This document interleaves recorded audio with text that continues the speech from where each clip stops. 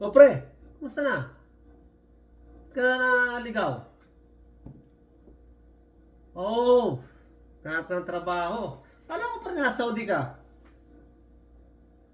Ha? Ah, hindi ka pa napag-Saudi? Anak, kala ko rin big time ka na eh.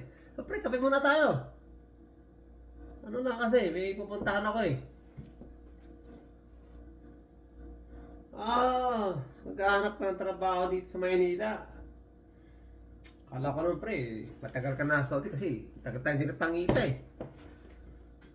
Oh, saan ka na mag-apply? Ah, sa mga malaking company. Oh, sige, okay, maganda yon. Ano? Hihiram ka ng pera? O sige pre, pahiramin kita. Meron pa naman ako ritong perang natitira eh. Ito, pahiramin kita ng $100. Sa'yo na yan pre, hindi ka na mababayaran. Tulong ko rin siyempre.